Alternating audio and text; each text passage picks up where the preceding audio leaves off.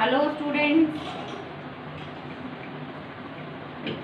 this is class 8 and we are doing question answers today. Geography के question answers करेंगे आज हम. Chapter number 13, 14, 15 के क्वेश्चन आंसर्स आई थिंक हम कर चुके थे. लैंड, सॉइल एंड वाटर जो मैंने आपको पढ़ाया था. अच्छा 14 के नहीं किए अभी हमने. 13 के क्वेश्चन आंसर्स आज आप मार्क कर सकते हैं. Chapter number 13.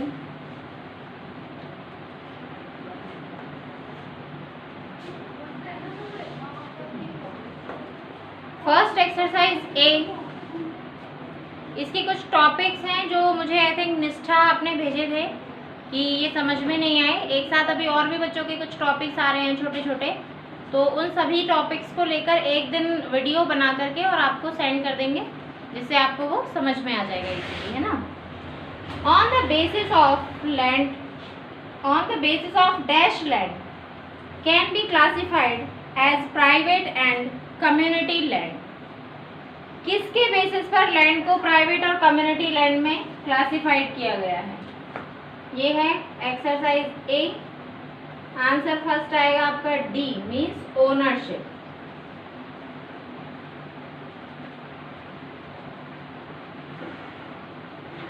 Second, dash is formed under specific natural conditions. Specific natural conditions में क्या बनती है, किसका फॉर्मेशन होता है? देखो वाटर का तो होता नहीं है, लैंड का भी नहीं होता है, ऐसे रिलीफ का भी नहीं, किसका? सॉइल का. आंसर है C. Dash horizon is the uppermost layer of the soil. Dash region is the uppermost layer of the soil. uppermost layer कौन सा रीजन है? अब क्लियर दिखाई दे रहा होगा. uppermost जो रीजन है वो है हमारा ओरिजन ओ हॉरिजॉन. ये है C. Next one is dash soil is deep and clayey which swells when it is wet and contact when dry. कौन सी सॉइल है ये? ब्लैक सॉइल, जो कि बहुत ही डीप होती है और क्लेई होती है, और जैसे ही ये वाटर के कांटेक्ट में आती है यानी गीली हो जाती है तो ये फूल जाती है, और उसके बाद ड्राई होती है तभी क्या हो जाती है? कॉन्ट्रैक्ट हो जाती है यानी सिकुड़ जाती है.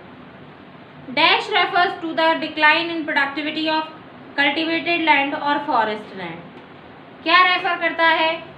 प्रोडक्टिविटी, यानी कि जब लैंड की, कल्टिवेटेड लैंड या फॉरेस्ट की लैंड में डिक्लाइनमेंट आ जाए. डिक्लाइनमेंट से मतलब उसके अंदर उसकी प्रोडक्टिविटी में कुछ कमी आ जाए, उसकी क्वालिटी में कोई कमी आ जाए, तो उसे हम क्या कहते हैं? लैंड का डिग्रेडेशन होना.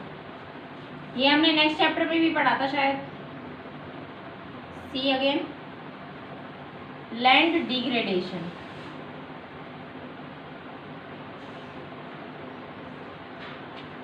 Next is fill in the blanks. देखते हैं. The water is stored in the reservoirs. जो वाटर रिजर्वियर्स में स्टोर किया जाता है, यानी कि डैम टाइप एक स्ट्रक्चर होती है रिजर्वियर्स, यानी जहाँ पर स्टोर करके रखा जाता है पानी को, and is used to irrigate land. और उस रिजर्वियर्स में से उस वाटर से लैंड को इरिगेट किया जाता है. वो क्या होता है? लैंड को इरिगेट किया जाता है, या फिर हाइड्रो इलेक्ट्रिक पावर जनरेशन की जाती है, यानी कि इलेक्ट्रिसिटी बनाई जाती है. वाटर से जब इलेक्ट्रिसिटी बनाते हैं तो उसे कहते हैं hydro electric power generation. Hydro electric power generation तो नेविगेशन के लिए भी काम में लिया जाता है, फिशिंग के भी काम में लिया जाता है. तो ऐसे डैम्स को हम क्या कहते हैं? Multipurpose dams.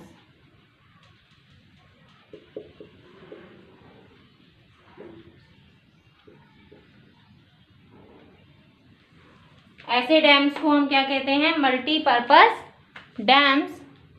क्यों? क्योंकि इसका काम क्या हो रहा है? मल्टीपर्पज काम हो रहा है. इनसे क्या काम हो रहा है? मल्टीपर्पज, यानी बहुत सारे उद्देश्यों के लिए इन्हें यूज में लिया जा रहा है, तो इन्हें क्या कहा जाता है? Multipurpose dams.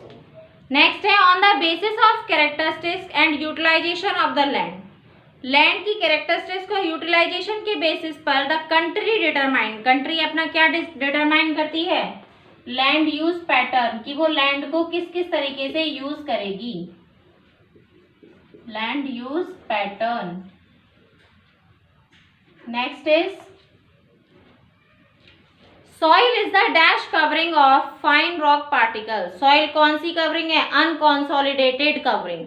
अनकॉन्सोलिडेटेड कवरिंग का मतलब क्या है? फ्री, ओपन, खुली हुई, क्योंकि सॉइल कोई बंधी हुई तो रहती नहीं है, हवा आए तो उसके साथ भी उड़ जाती है, वाटर के साथ भी बह जाती है, तो ये क्या है? अनकंसोलिडेटेड, यानी कि खुली हुई है। फ्री भी लिख सकते हो उसको आप, अनकंसोलिडेटेड कवरिंग।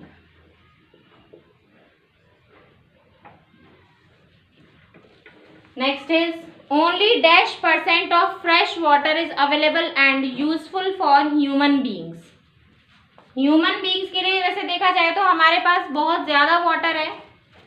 आप वाटर वाले पैराग्राफ में देख सकते हैं, वाटर रिसोर्सेज वाले में 104 पेज नंबर पे देखिए, हमारी जो अर्थ है उसमें वाटर बहुत ही इंपॉर्टेंट नेचुरल रिसोर्स है। 70% जो है अर्थ सरफेस का, वो अर्थ का 70% वाटर से कवर है, और अर्थ अपीयर इसी वजह से ब्लू दिखती है जब भी हम इसे स्पेस से देखते हैं, और इसीलिए इसका नाम क्या है? ब्लू प्लैनेट है। तो अर्थ में फ्रेश और सलाइन दोनों टाइप के वाटर हैं। 97.3% of earth water is saline. 97.3 यानी जितना वाटर है उसका 97.3 तो कैसा है? सलाइन है, यानी कि ऑलमोस्ट कंप्लीट सा ही है। और 2.7 फ्रेश है, और 1% जिसमें फ्रेश वाटर है, 1% उसमें से क्या है? ह्यूमन यूज के लिए यूज आता है। फोर्थ का आंसर होगा 1%। In dry region with high rates of evaporation, dry regions में हाई रेट्स ऑफ इवेपोरेशन होता है, और ड्रिप इरिगेशन हमें क्या करना चाहिए? क्योंकि इवेपोरेशन बहुत ज़्यादा होता है जहाँ पर ड्राई रीजन है, यानी कि जहाँ पर बहुत ज़्यादा जो टेम्परेचर है वो होता है, तो वहाँ पर हमें कौन कौन से जो मेथड्स हैं कल्टीवेशन के लिए, उसके इरिगेशन के लिए यूज़ करने चाहिए? कौन कौन से मेथड यूज़ करने चाहिए इरिगेशन के लिए? एक तो ड्रिप इरिगेशन,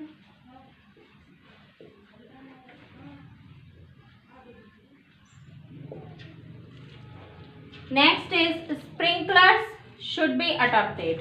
और फर्स्ट वाले में तो ड्रिप आ गया, इरिगेशन तो इसमें ऑलरेडी लिखा हुआ है, ड्रिप आएगा, और नेक्स्ट फिलअप में आएगा sprinkled.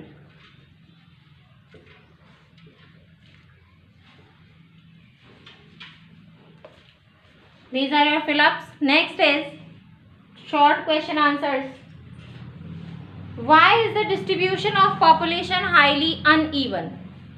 Distribution of population is highly uneven. Distribution जो है population का वो इतना uneven क्यों है? क्यों अलग अलग जगह पे, जैसे कहीं पर तो बहुत ज़्यादा population होती है, कहीं पर population बहुत ज़्यादा कम होती है, तो ऐसा क्यों है? ये होता है किसकी वजह से? डिफरेंट टाइप्स ऑफ लैंड की वजह से, यानी कि बहुत डिफरेंट टाइप्स ऑफ लैंड मिलते हैं, तो जहाँ पर भी सारी की सारी जो फैसिलिटीज़ हैं वो अवेलेबल होती है, या फिर सारी की सारी कंडीशंस फेवरेबल होती हैं लैंड की, वो क्या होता है? वहाँ पर होता है ज़्यादा पॉपुलेशन, और जहाँ पर लैंड कंफर्टेबल नहीं होती वहाँ पर होता है कैसा? वहाँ पर पाया जाता है लेस पॉपुलेशन। तो इसमें आप यहाँ से मार्क कर सकते हैं, देखिए शॉर्ट आंसर का first, uneven distribution of population in different part of the world is mainly due to varied characteristics and land and climate. Page number 100 पर द सेकेंड पैराग्राफ है लैंड रिसोर्सेज है, जो ये लैंड रिसोर्सेज का second para, इसमें लिखा हुआ है the uneven distribution of population. यहाँ से द अनइवन से, और फिर ये आपका कंप्लीट आ जाएगा यहाँ पर एरियाज ऑफ द वर्ल्ड पर। अनइवन से जो डेंसली पॉपुलेटेड, ये दोनों पॉइंट आ जाएंगे, sparsely populated and densely populated areas of the world. ये हो गया आपका फर्स्ट का answer. Next is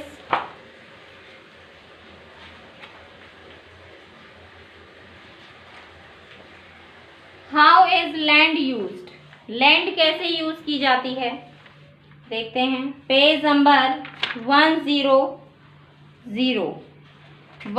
page number पे ये लिखा हुआ है आपका टॉपिक, देखिए लैंड यूज। लैंड यूज जो टॉपिक लिखा हुआ है इस पैराग्राफ में, यानी मैप के ऊपर वाले पैराग्राफ में third line, land is used से, land is used for farming से लेकर कंप्लीट फैक्ट्रीज एक्सेट्रा।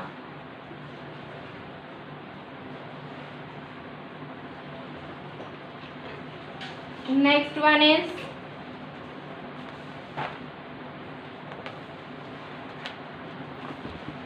ये भी पेज नंबर 100 पर है। Next question is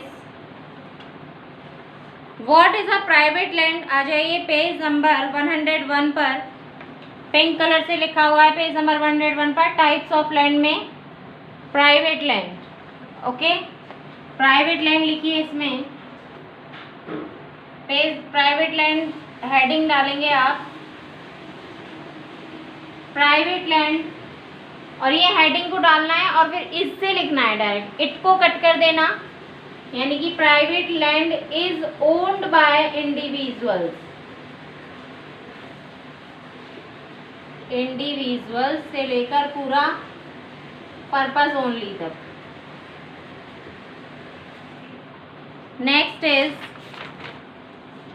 what is residual soil, यानी बची हुई सॉइल क्या होती है रेजिडुअल सॉइल। पेज नंबर 101 पर ही ये ग्रीन कलर से सॉइल लिखा हुआ है, इसका सेकंड पैरा, इसमें यहाँ पर देखिए रेजिडुअल सॉइल लिखा हुआ है, इससे ऊपर वाली लाइन में the process of soil formation is very slow, it takes thousand of years to get a 2-3 centimetre thick layer of soil, soil formed from weathered material that remain at its place of origin is called residual soil, यानी the process से लेकर और residual तक लिखना है आपको। Page number 101 पर the process of soil formation से लेकर रेजिडुअल सॉइल तक। नेक्स्ट इज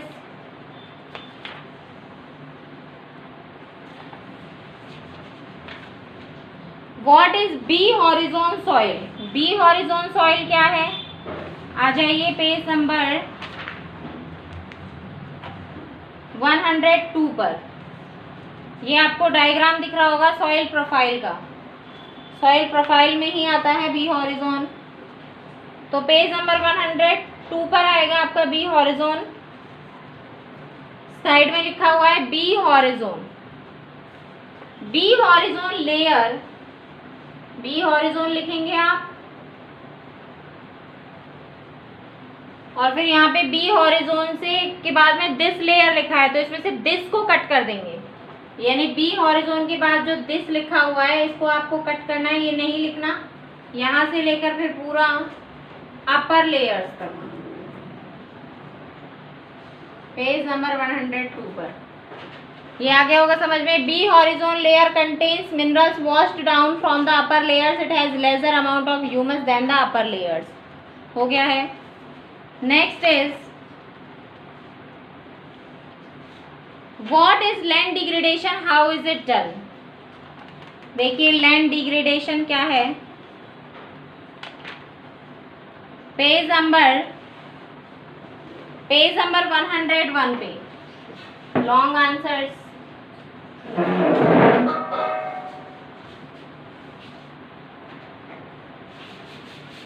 पेज नंबर 101 पे आपको ये दिख रहा होगा land degradation refers to the, क्योंकि इससे सबसे पहले ये पूछा है लैंड डिग्रेडेशन क्या है, तो ये मार्क कर लीजिए, land degradation refers to the decline in productivity of uncultivated land से लेकर लैंड यूज तक। यहाँ तक आ गया पहले डेफिनेशन। आफ्टर दैट आपको लिखना है, डेफिनेशन के बाद इसने क्वेश्चन आपसे पूछा है हाउ इज इट डन, ये कैसे होता है, तो आपको ये लिखना है the reasons of land degradation, ये लिख करके regions of land degradation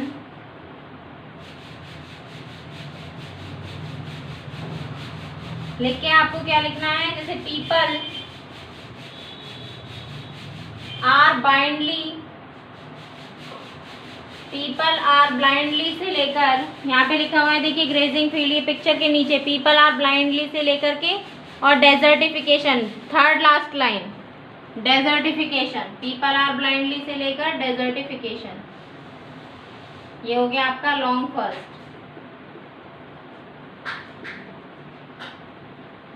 next one is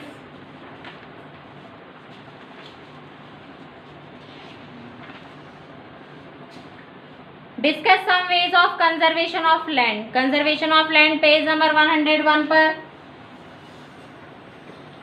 जहां पे आपने लैंड डिग्रेडेशन की डेफिनेशन मार्क की थी उसके नीचे ही कंजर्वेशन ऑफ लैंड लिखा हुआ है। इसमें लिखना है यहाँ से we must make proper plans to use the land efficiently, this can be done through, यहाँ से वी मस्ट से लेकर और कंप्लीट ओवर ग्रेजिंग तक, वी मस्ट से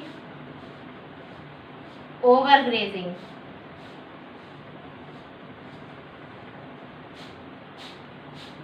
Next is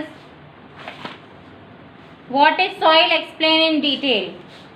What is soil? Page number 101 पे soil is the unconsolidated part या loose covering of, यहाँ से लेकर के it consists of weathered particle of rocks and brought down by agents of erosion, water,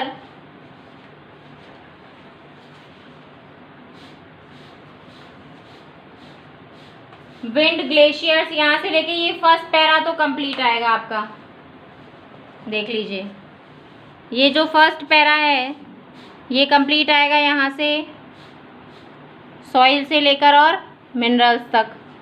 उसके बाद आप इसमें डिवाइड कर सकते हैं, there are 3 types of soil लिख करके आपको लिखना है। रेजिडुअल सॉइल यानी नेम लिखेंगे और फिर उसकी शॉर्ट डेफिनेशन, तीनों की definition, residual soil, transported soil and parent rock material, ठीक है, ये आपको लिखना है। कंप्लीट हो जाएगा यहाँ तक।